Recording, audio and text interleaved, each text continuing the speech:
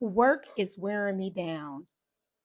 I read that throughout social media all the time. And people come to me talking about how tired they are about work. The question I want you to ask yourself is, am I tired or am I fatigued?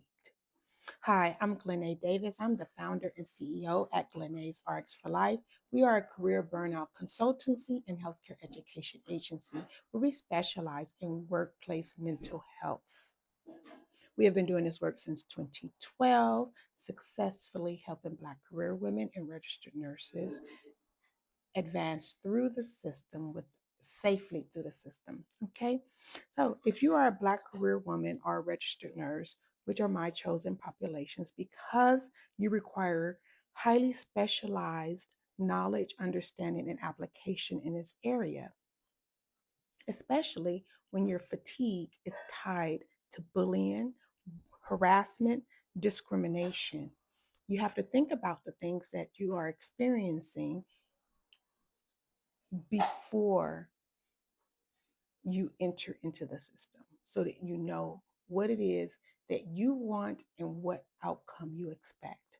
So, first thing, are you tired or are you fatigued? Tired goes away with rest, change in nutrition, maybe taking some vitamins,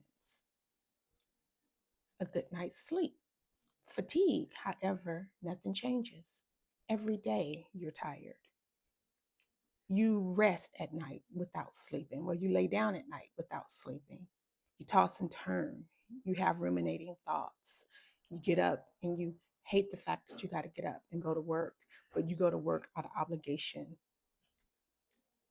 That's fatigue. Fatigue that lasts longer than 6 weeks is a risk to your own personal health.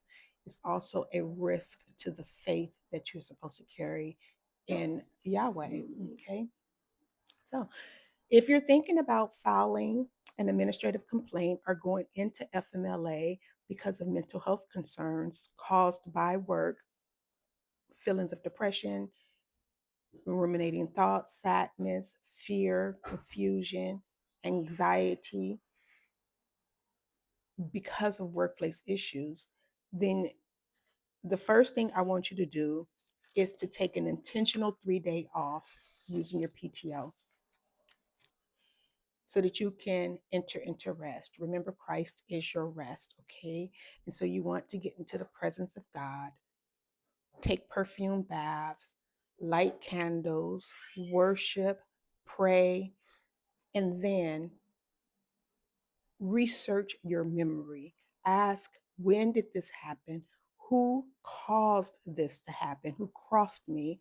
What needs to happen next? During this time, no social media, no text messaging, light to no food, even water fasting if you know how, and then wait for the answer.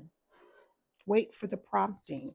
Waiting is a power move that's inside of Operation Mental Health. And let me tell you what waiting is. Wait because the devil is a liar. Doctors are in practice.